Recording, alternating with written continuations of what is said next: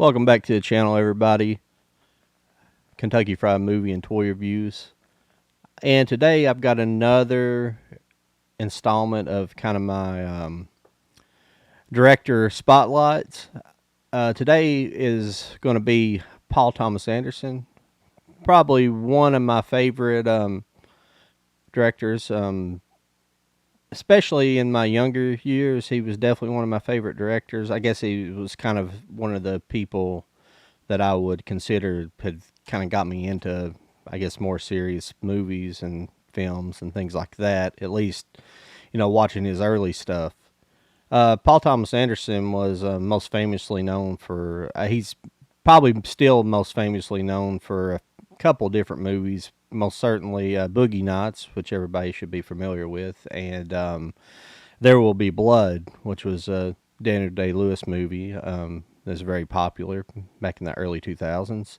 And of course, Boogie Nights was starring Mark Wahlberg. I think it would have been Mark Wahlberg's first motion picture, at least his first starring major motion picture part, I do believe. But take a look at Paul Thomas Anderson here. That is, I guess, him closer to this age, looking like a skinnier me a little bit.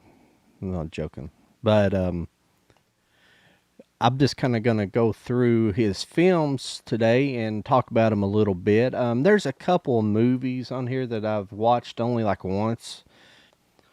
But The Phantom Thread is one of his movies I probably only watched maybe once so far. It was really good, but I just haven't went back and rewatched. I watch so many movies, it's hard for me to go back and rewatch all this stuff all the time. But it's one I need, definitely that, and The Master, also with Philip Seymour Hoffman, which is an excellent movie before his death.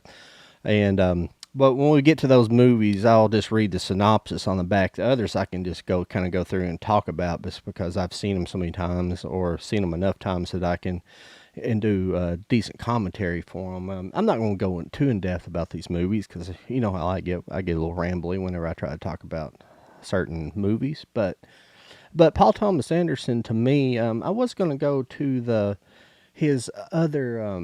I was going to go to his Wikipedia page and kind of, talk about him a little bit. I don't think I'll bring it up here, but well, I mean, I'll show it to you here. But there's his Wikipedia. There's a little bit younger Paul Thomas Anderson, and Paul Thomas Anderson is an American film director, producer, and screenwriter. He developed an interest in filmmaking. I'm sorry, I'm looking at the screen over here, not looking at you guys, so that's how it gets sometimes. Looks like I'm staring down the barrel at my microphone here, but an interest of filmmaking. At young age, he made his feature film debut with Hard 8, which we'll be talking about first. But he was born in Southern California, Los Angeles, California, on June 26, 1970. It puts him at 51 years of age.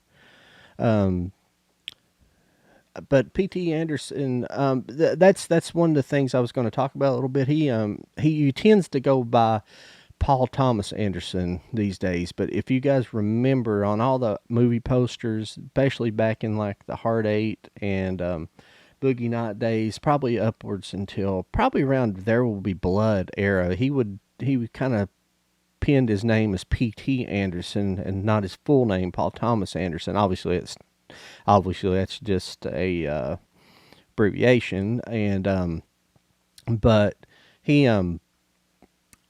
he started going by Paul Thomas Anderson later. As far as I don't know why he decided to change that. I always referred to him for years as PT. I still refer to him as PT Anderson, and it's just, I guess, easier. But Paul Thomas Anderson isn't that difficult. But he is, I guess, the first movie I would have had to have seen him of his I had seen would definitely been Boogie Nights, and after seeing Boogie Nights, I probably was a couple years later when I probably discovered Hard 8, that he had made a feature film before Boogie Nights, and he tends to work with he uses a lot of similar actors in his movies, for example, but P.T. Anderson would tend to use like a similar cast in his movies. He would use he would use a lot of actors that would come back and reprise roles in different movies for him. One of them that would do it would be John C. Reilly, obviously in Hard Eight, and let's see, he would, who else does it? I think Philip Baker Hall. He's an older gentleman. You can see him right here. This is Philip Baker Hall. If you guys are familiar with him, he appears in Hard Eight as well. He's also in several of his movies. I think he even appears in. Let's see here. He appears in Magnolia as well. So, and here we'll check out. I think Luis Guzman. He'll show up in some of his movies, and of course there was John C. Reilly. If you're not familiar with him, he's a pretty well-known actor these days. Back in those days, I think the only thing people had really known John C. Reilly for, but at this point, was like maybe like Days of Thunder with Tom Cruise. I mean, he was kind of a younger guy then, but he's always kind of looked old. He even kind of looked old back in those days. Of course, he Philip Seymour Hoffman. Everybody's familiar with the late Philip Seymour Hoffman. He appears in at least, I guess, from Boogie Nights, Magnolia, and then The Master. I can't remember. I'll try to remember if he's in other parts after that point when I'm going back through the movies here in a minute. But I know I'm kind of running through the movies here before I've really went through everything. But I was trying to go through some of the people that kind of reprise roles in his movies, and these are usually some of his reoccurring actors. So we'll kind of move on here and kind of get to the. I feel like I'm trying to whisper now. I got this new microphone. I feel like I'm whispering now, even though it's not picking up any heavier than the other. I just feel like I'm trying to make my voice deeper for some. So if I stare off into space, I got these two big screens right in front of me, so I tend to like, thing pulls my attention when I'm trying to like kind of produce this at the same time. And what we'll do is here, it actually, what I ran into earlier is when I was looking at his Wikipedia, it did run into, you can get into his like early life down here. But I wasn't going to go into much of that. I apologize for not talking to you about this a minute ago. Oh, and P.T. Anderson is married to Maya Rudolph. If you guys didn't know, I didn't just see this. I just remembered off the top of my head. If you guys are familiar with SNL alumnus, I guess, Maya Rudolph, he is married to her. She appears in I think it is, yeah, Inherent Vice. I don't know if she appears in any of his other movies. I can't remember. And but she appears in Inherent Vice, and she's got a smaller role in that. It's not in a lot of his movies to date. We'll see about Licorice Pizza, and that's kind of the reason I'm doing this spotlight. Once again, as like I did my last spotlight for Wes Anderson, is P.T. Anderson does have a new movie coming out here at the end of the month. He does have a movie called Licorice Pizza. If you guys have seen the trailers in the theater, that is Paul Thomas Anderson, and I'm looking forward to that. It looks interesting and kind of looks up my alley. That's the type of, I don't know. It might not be good. It might not be good. I tend to not try to read into depth about these new movies coming out, especially something I'm really wanting to see. Like, I just don't have any interest in, I don't have any interest in knowing a lot about them beforehand. Try not to watch a lot of trailers because I like to go in pretty fresh-handed and not seeing a ton of trailers. But, yeah, but as far as his early life, it says he was, let's see here, he was born in Studio City to Edwin. Okay, his dad was Ernie. His father was an actor who was the voice of ABC and Cleveland television late night horror movie host known as Gouliardi, after whom Anderson later married his production later named his production company, not married his production company. Anderson grew up in San Fernando Valley, one of 4 siblings. He has 5.5 siblings by his father's first marriage. He had a troubled relationship with his mother, but he was close to his father, who encouraged him to become a writer and director.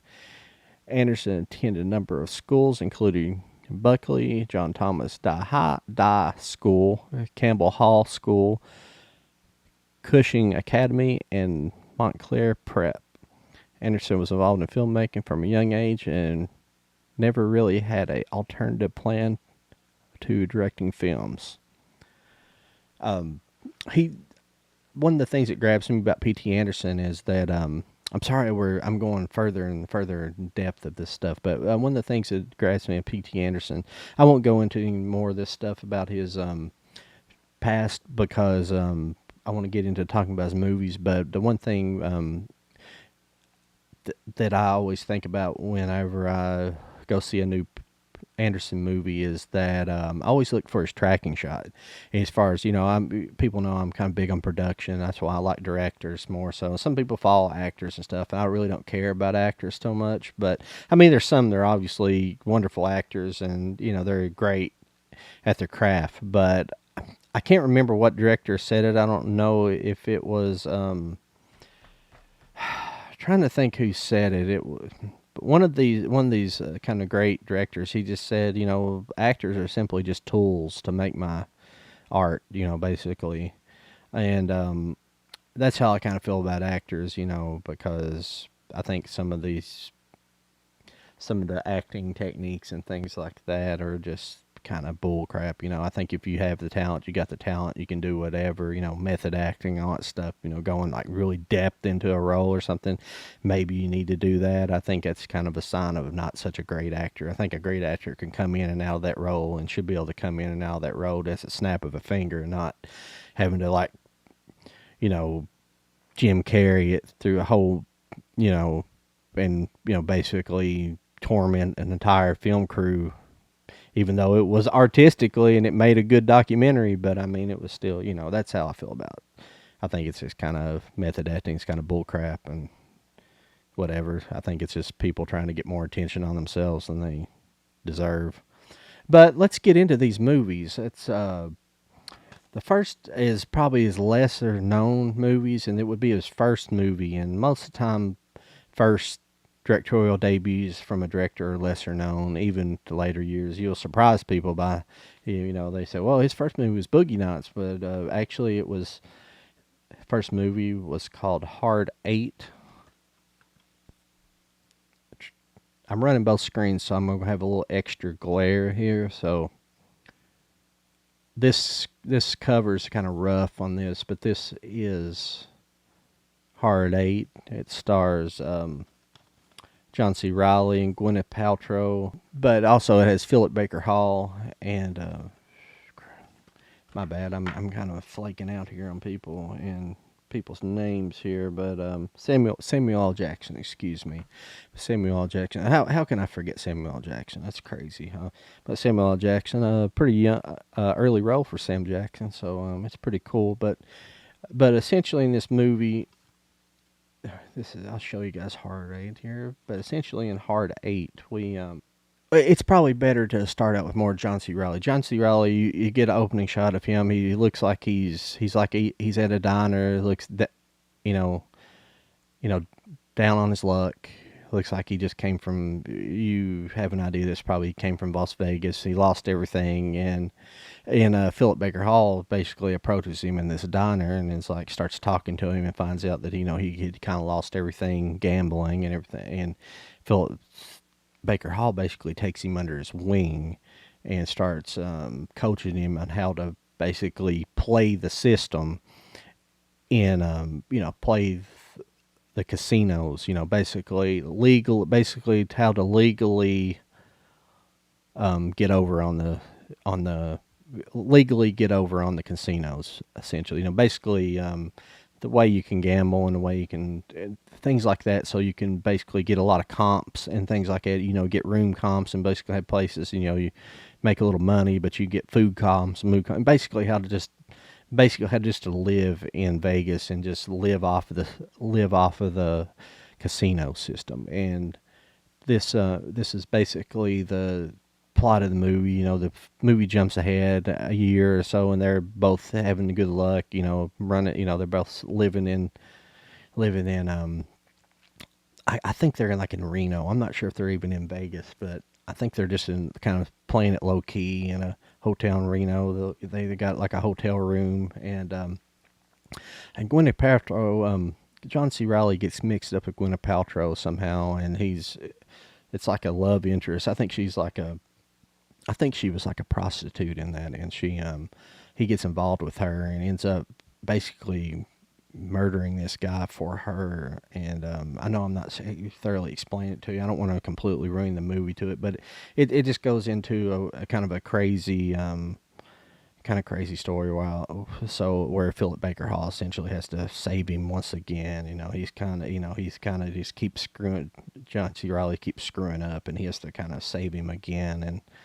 And it's a pretty interesting movie. I don't want to go into it too far in depth because I want you guys to actually check this movie out. I don't want to necessarily spoil. There's some of these movies you have seen and a million times as well, but that movie there needs to be watched. And obviously, it looks like I need to watch it again because my memory is good on it. But I can always remember the very beginning and the basic setup of the movie. But we'll move on here, and that was Hard Eight, and we'll move on to what would be considered most people considered the first movie that they seen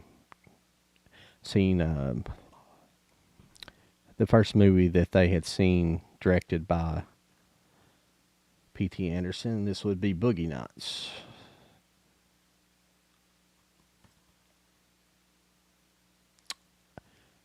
A really fun movie here.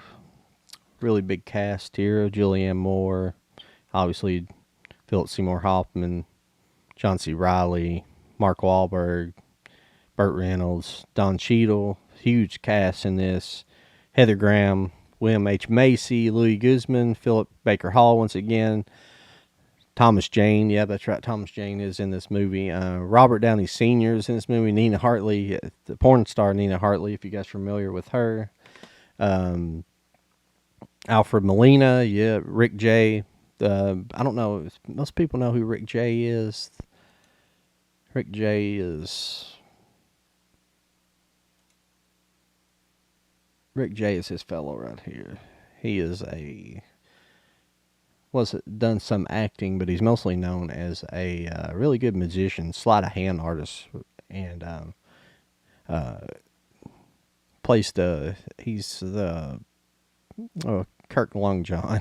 That's pretty funny, his name, but he's like a cameraman essentially in the movie. But Boogie Nights is it's kind of like a mockumentary to it's not a mockumentary at all. It's supposed to be kind of loosely based on porn actor John Holmes, the Dirk Diggler story essentially, and Mark Wahlberg plays Dirk Diggler, who is Eddie Adams / Dirk Diggler, who is he's just a teen with a Big Johnson who thinks the only thing he's good at in life is, having sex. So he ends up meeting Burt Reynolds and gets into Burt Reynolds as a porn producer and director, and he gets in with this crew, and they start making pornos, and he gets kind of famous doing pornos. And then life pursues. I mean, they try to add in there's certain aspects of Holmes's life they add into. John Holmes was wow, I just pegged it hard, but John Holmes was he was kind of caught up in that the Wonderland murders. He was supposedly maybe the person who let the murderers into the Wonderland home. I don't want to go into it too much because there's actually a movie called Wonderland that's really good, and you guys could check that movie out called Wonderland with what is his name now? I'm horrible with names when it comes to this, but essentially, you get snippets of John Holmes's kind of real life in there, a little bit of it, little things that kind of tie into homes, but it's pretty loosely based on homes as far foremost. So it's a pretty nice little movie. Well, everybody's seen it, so everybody knows about it. I hope everybody's seen it. I can't be sure about that, but hopefully everybody's seen it here. But we'll move on to the next movie. The next movie would be called Magnolia.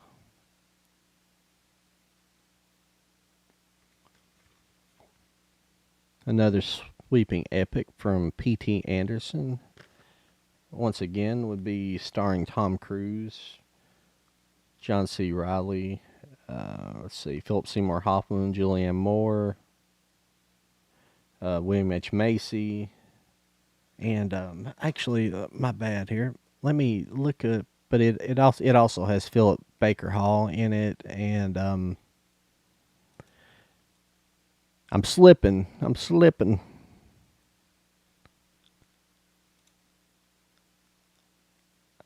here, everybody.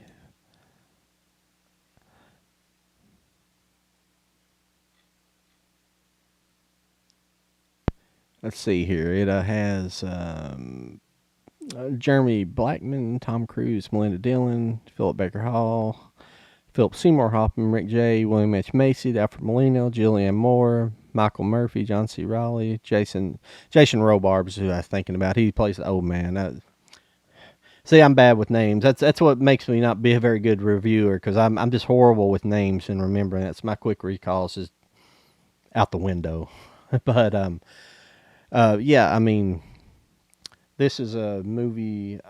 It's I don't know if it was kind of maybe like a love letter to Los Angeles. A lot of people do those. They do that kind of love letter to Los Angeles type movie. But it I was actually going to look at the Wikipedia explanation. Okay, it says a 1999 American epic psychological drama film written and directed by P.T. Anderson.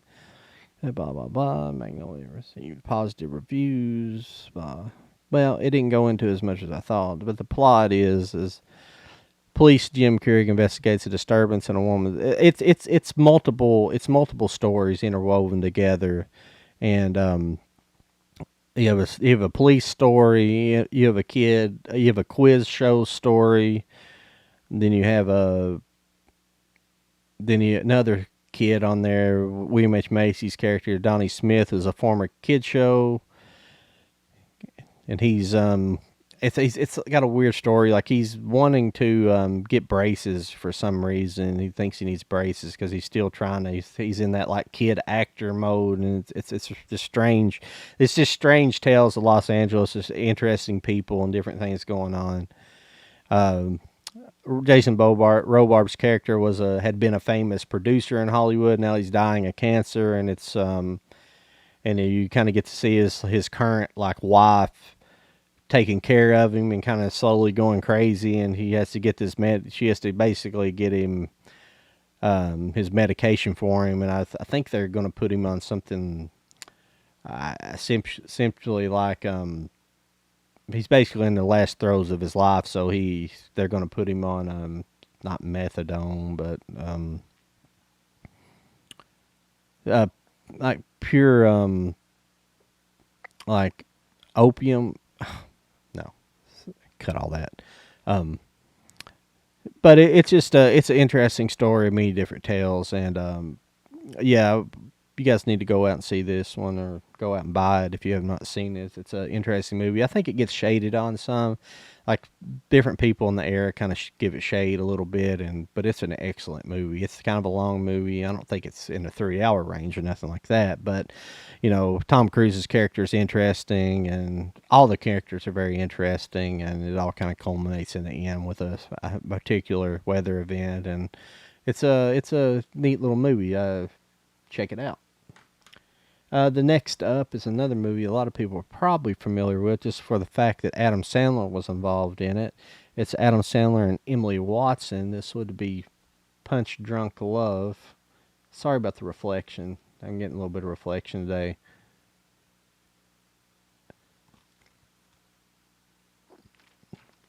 Punch Drunk Love. Adam Sandler is just kind of a quirky, shy guy who kind of lashes out in violence. What's weird about this character is it was basically Sandler's first dramatic role. I think it was his first dramatic acting, and it kind of goes back. I know I've talked about Sandler before as about being kind of stiff. I do feel like he's kind of stiff, but it's very unique to this movie.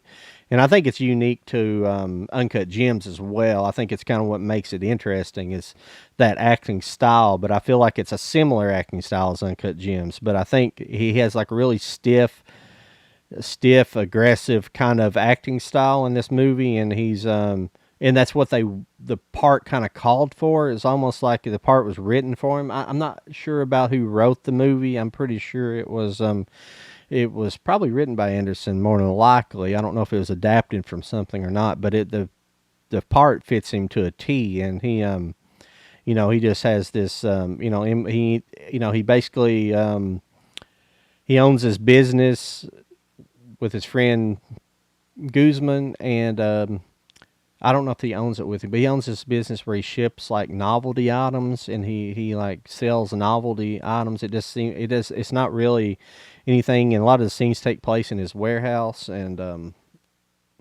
they take place in his warehouse, and he's like, I guess he's kind of a hope you get my heater over here keeps clicking on and off, and it's bugging me, but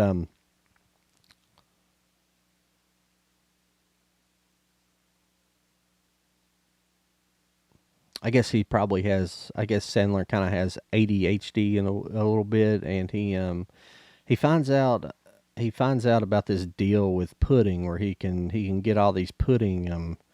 If he buys all these pudding, he finds like this loophole with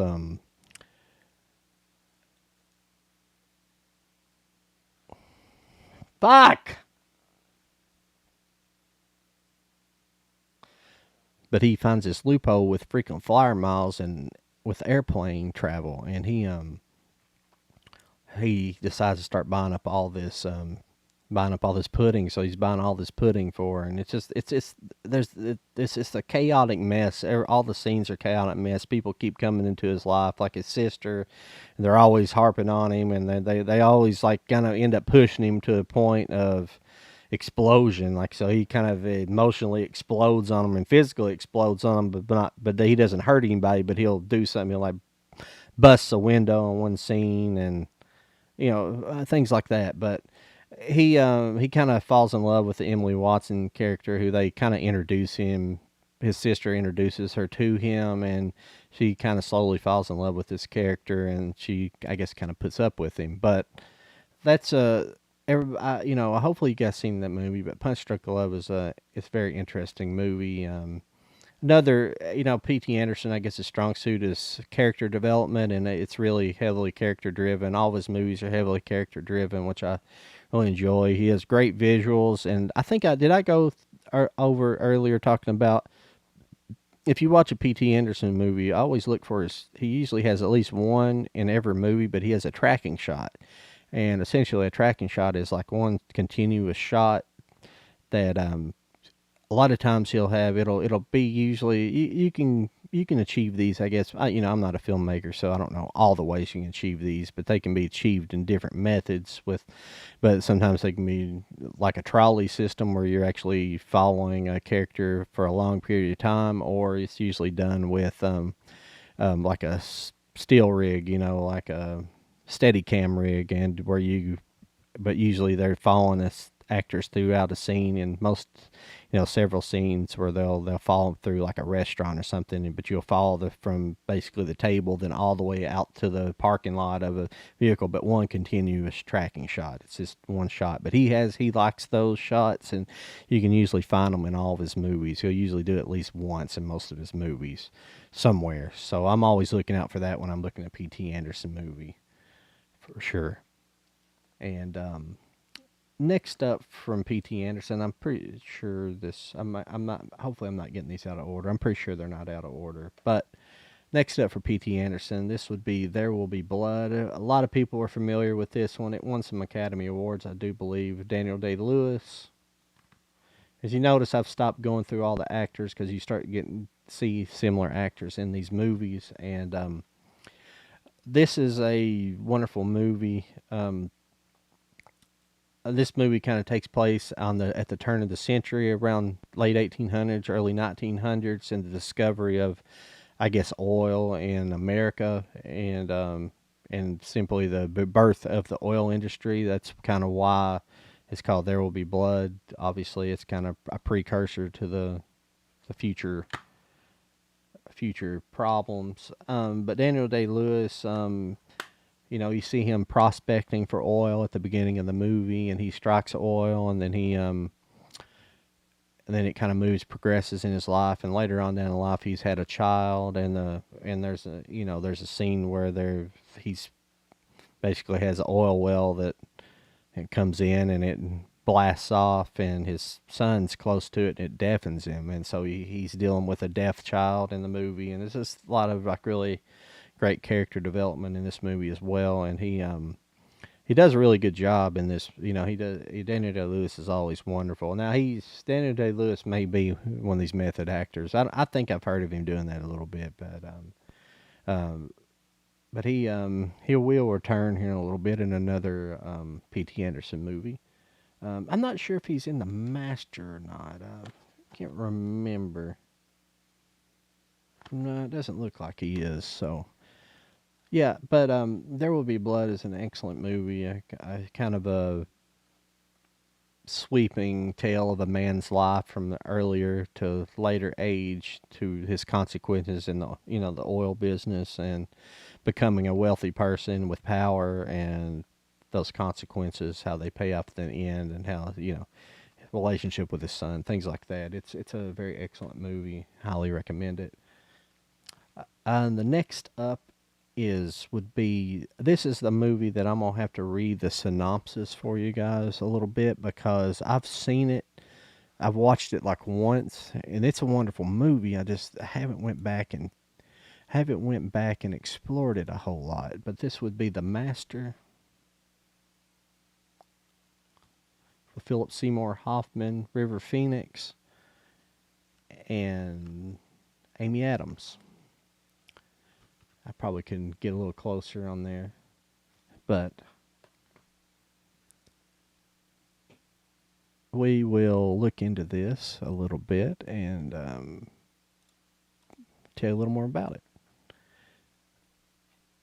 I hate pop-ups. I get pop-ups so bad.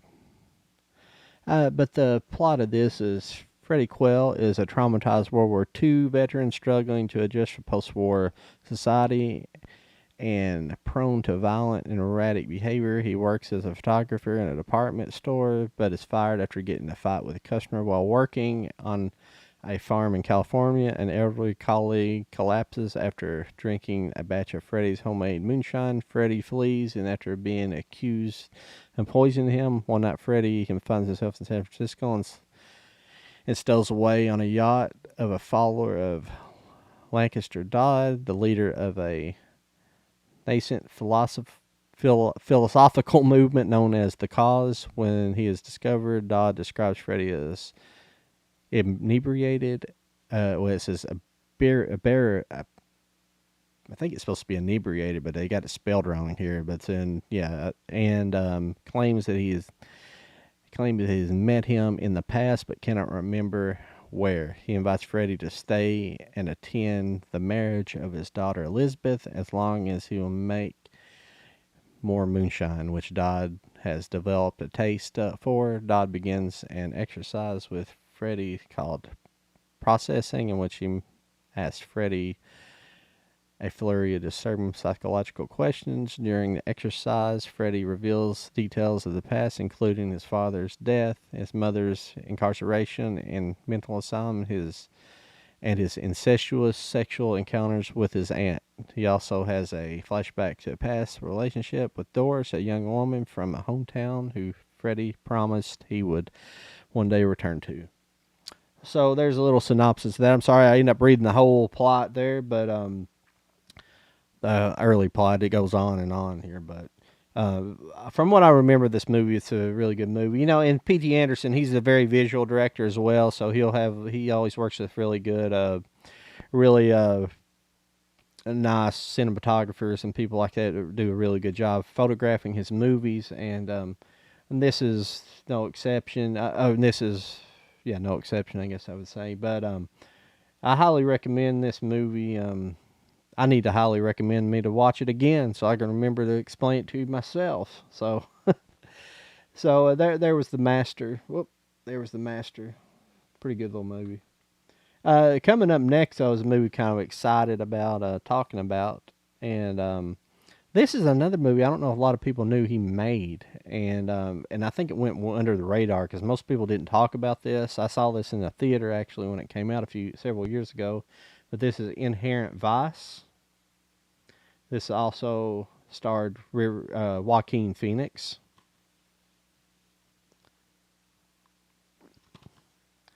This was a book by Thomas Pynchon. I have read the book as well. It's an excellent book. And where can I begin? I need to do a little more research before I did this because there's a comment in here I'm going to make that I'm not sure if it's going to be accurate or not because I'm not sure when the book was written.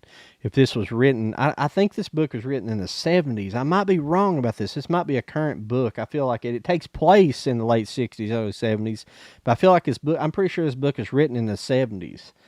But what I get out of this is I feel like The Big Lebowski kind of rips on this story a little bit, but I might be wrong. If this book is written prior or post Big Lebowski, then I'm completely wrong. So if somebody in the comments can correct me on this, but yeah, this story is about Joaquin Phoenix he's like kind of a private investigator, one of these kind of and a lot of people don't understand that's kind of what was an inspiration for the Big Lebowski is he's supposed to be kind of like a private investigator, but he's like a bohemian private investigator who's like he's really not he's just luckily stumbling upon the clues and the the evidence in the case, but in Inherent Vice, Joaquin Phoenix character is a private detective, but he's a hippie. So he's always smoking weed, and he's always let's see here. But Josh Brolin appeals in this, and Josh Brolin is the cop that's always kind of acting him. You kind of get the impression that Josh Brolin is like has been his friend in the past, and he's definitely been involved like in law enforcement, or he's one of these people who's kind of they seem to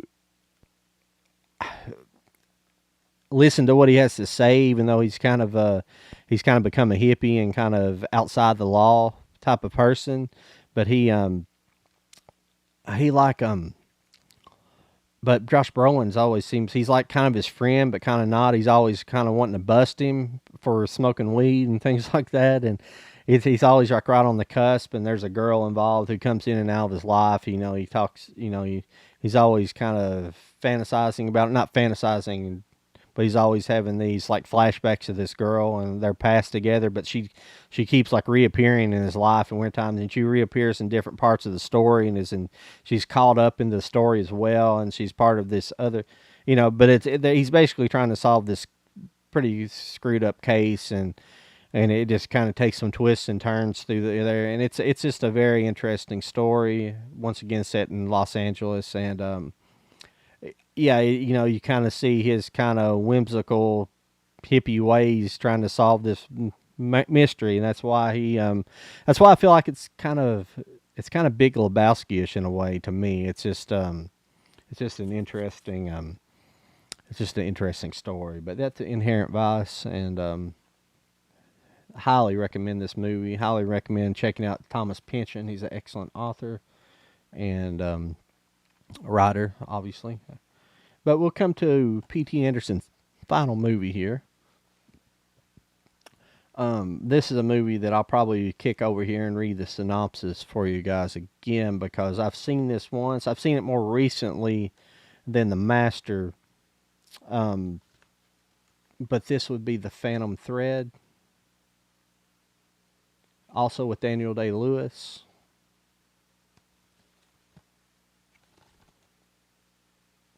But I'm gonna kick over here and let you guys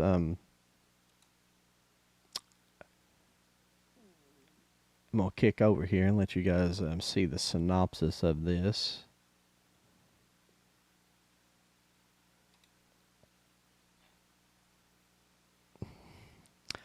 But I'll once again read you guys the plot here to Phantom Thread. This, in 1954 London, fashion designer Reynolds Woodcock creates dresses for members of high society, even royalty. His clients view him as a genius whom creations enable them to become their best selves, but his creativity and charm are matched by his obsessive and controlling personality. Cyril, his sister, manages the day-to-day operations of his fashion house and tries to protect him from anything that might distract him from his work.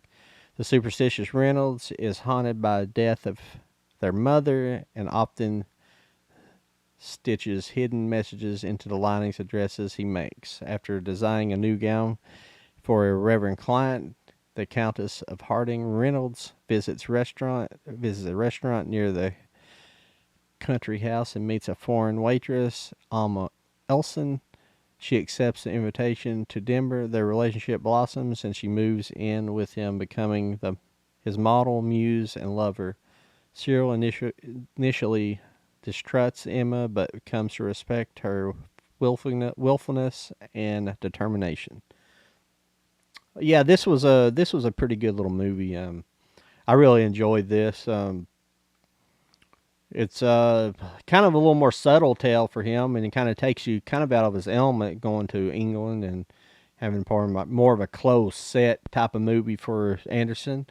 That's why I'm interested in Licorice Pizza. Licorice Pizza to me looks like a kind of return to more of I think it's kind of takes place, probably it looks like in the 70s, maybe the 80s. I'm not positive.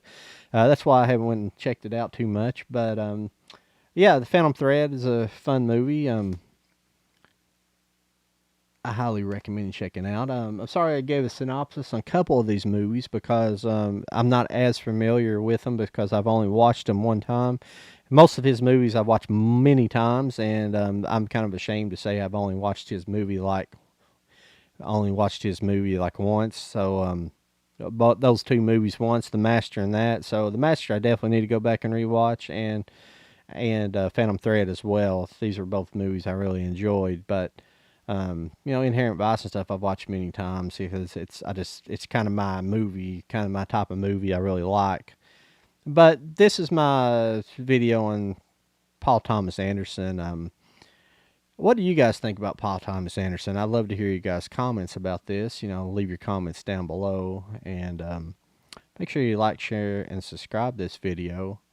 But I like doing these little director breakdowns. I know this video is a little bit long today. I'd like to talk about a little bit and talk about the different directors. That's what kind of initially pulled me into getting into movies hardcore when I was younger, is following the directors. I think the directors are the most important people to follow in the movies for the most part because, they're the creative force behind the movies for the most part. I mean, you get into a lot of times you see movies that are one-offs and then they're, works of art, they're really great. But then you see movies, like you have your John Fords and your, all kinds of directors, Spielbergs and Howard Hawks and, just so many great directors down the road that's made so many movies. I mean, they were just masters at their craft, and I really enjoy that kind of stuff. I really enjoy really great directors, and it's you go really down a rabbit hole when you start when we start exploring directors. So thank you guys for putting up with me once again, and I'm going to get out of here and leave you guys alone. I'll see you next time. And if you like what you've seen today, make sure to give me a big thumbs up. It helps with the algorithm. Follow the page. Make sure to follow me on Instagram at Kentucky Fried Reviews 420. And make sure to follow me on Rumble and on YouTube. I will talk to you guys later.